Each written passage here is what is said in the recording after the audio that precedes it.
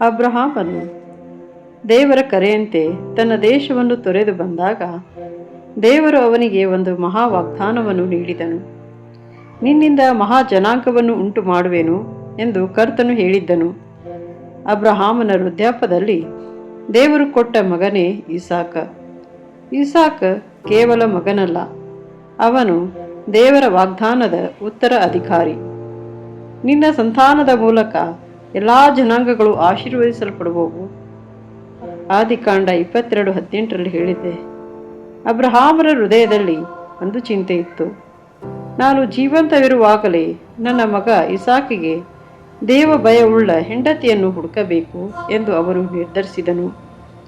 ಅಬ್ರಹಾಮನು ತನ್ನ ಮನೆಯ ಹಿರಿಯ ದಾಸನನ್ನು ಕರೆಯಿಸಿ ಹೇಳಿದನು, ನನ್ನ ಮಗನಿಗೆ ಕಾನಾನ್ಯರ ಪುತ್ರಿಯೊಳಗಿಂದ ಹೆಂಡತಿಯನ್ನು ತೆಗೆದುಕೊಳ್ಳಬೇಡ. ಅವನು ತನ್ನ ಜನರ ಮಧ್ಯದಿಂದ ದೇವರನ್ನು ಅರಿತ ಹೆಂಡತಿಯನ್ನು ತರಬೇಕು ಎಂದು ಬಯಸಿದನು.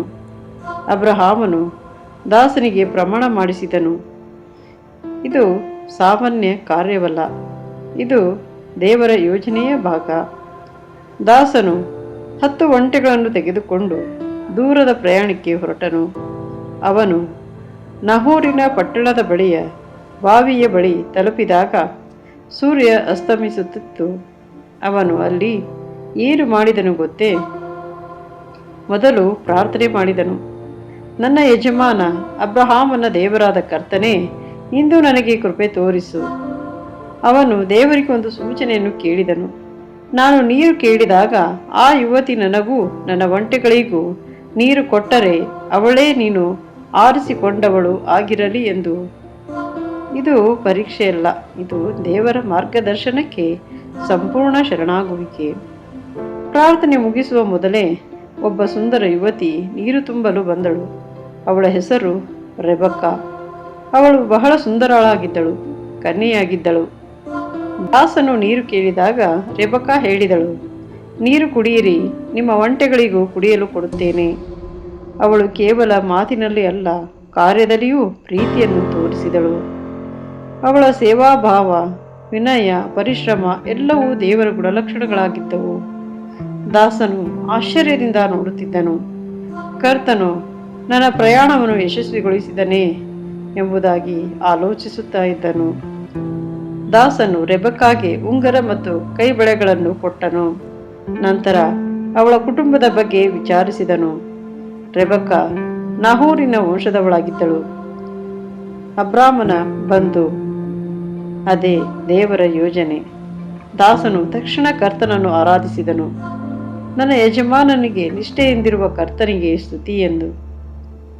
ದೇವರ ಕಾರ್ಯವನ್ನು ಕಂಡಾಗ ಅವನು ತನ್ನನ್ನು ಹೊಗಳಲಿಲ್ಲ, ದೇವರನ್ನು ಆರಾಧಿಸಿದನು. ದಾಸನು ಎಲ್ಲ ವಿಷಯವನ್ನು ರೆಬಕ್ಕಾದ ಮನೆಯವರಿಗೆ ವಿವರಿಸಿದನು. ಲಾಬಾನ ಮತ್ತು ತಾಯಿ ಇದನ್ನು ಕೇಳಿ ಹೇಳಿದರು, ಈ ಸಂಗತಿ ಕರ್ತನಿಂದ ಬಂದದ್ದು. ಇದು ಮಾನವೀಯ ನಿರ್ಧಾರವಲ್ಲ, ಇದು ದೈವಿಕ ಆಯ್ಕೆ. ರೆಬಕ್ಕಾಗೆ ಕೇಳಲಾಯಿತು, ನೀನು ಈ ಮನುಷ್ಯನೊಂದಿಗೆ ಹೋಗುವಿಯಾ? ಅವಳು ಏನು ಹೇಳಿದಳು ಗೊತ್ತೇ? ಹೌದು, ನಾನು ಹೋಗುತ್ತೇನೆ. ಅವಳು ಇಸಾಕನನ್ನು ಇನ್ನೂ ನೋಡಿರಲಿಲ್ಲ, ಆದರೂ ದೇವರ ಕರೆಯನ್ನು ಅನುಸರಿಸಿದಳು. ಇಸಾಕ ಸಂಜೆ ಹೊತ್ತಿನಲ್ಲಿ ಧ್ಯಾನ ಮಾಡಲು ಹೊರಗೆ ಹೋದನು. ಒಂದು ಕಡೆ ರೆಬಕ್ಕಾ ಪ್ರಯಾಣದಲ್ಲಿದ್ದಳು, ಮತ್ತೊಂದು ಕಡೆ ಇಸಾಕ ಪ್ರಾರ್ಥನೆಯಲ್ಲಿ ಇದ್ದನು. ದೇವರು ಕೆಲಸ ಮಾಡುವಾಗ ಒಬ್ಬರನ್ನು ತಯಾರಿಸುತ್ತಾನೆ, ಮತ್ತೊಬ್ಬರನ್ನು ಕಾಯಿಸುತ್ತಾನೆ. ಇಸಾಕ್ ದೂರದಲ್ಲಿ ಒಂಟೆಗಳನ್ನು ಕಂಡನು. ರೆಬೆಕ್ಕಾ ಇಸಾಕನನ್ನು ನೋಡಿ ಒಂಟೆಯಿಂದ ಇಳಿದಳು. ವಿನಯದಿಂದ ತನ್ನ ಮುಖವನ್ನು ಮುಚ್ಚಿಕೊಂಡಳು. ದಾಸನು ಎಲ್ಲವನ್ನು ಇಸಾಕನಿಗೆ ವಿವರಿಸಿದನು.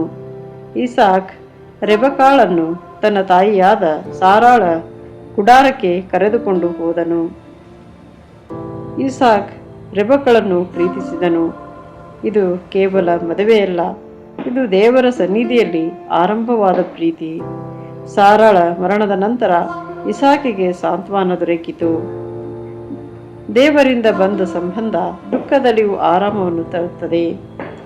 ಈ ನಮ್ಮ ಕತೆ ನಮಗೆ ಸಂದೇಶವಾಗಿದೆ. ಪ್ರೀತಿ ದೇವರ ಯೋಜನೆಯಲ್ಲಿದ್ದಾಗ ಅದು ಶಾಂತಿಯನ್ನು ತರುತ್ತದೆ. ಪ್ರಾರ್ಥನೆ ಸಂಬಂಧಗಳು ಆರಂಭವಾಗಬೇಕು. ದೇವರು ಆರಿಸಿದ ಸಮಯ ಅತ್ಯುತ್ತಮ. ಸೇವೆ ಮತ್ತು ವಿನಯವೇ ಸೌಂದರ್ಯ. ನಂಬಿಕೆಯ ಹೆಜ್ಜೆ ಅದ್ಭುತಗಳಿಗೆ ದಾರಿ ಮಾಡುತ್ತದೆ. ಕರ್ತನ ಮಾರ್ಗವನ್ನು ನಂಬು, ಆದರೂ ನಿನ್ನ ದಾರಿಗಳನ್ನು ಸರಿಪಡಿಸುವನು. ನಿಮಗೆ ಈ ಕತೆ ಆಶೀರ್ವಾದವಾದರೆ ಲೈಕ್ ಮಾಡಿ, ಶೇರ್ ಮಾಡಿ, ಸಬ್ಸ್ಕ್ರೈಬ್ ಮಾಡಿ. ದೇವರು ನಿಮ್ಮ ಜೀವನವನ್ನು ಆಶೀರ್ವದಿಸಲಿ.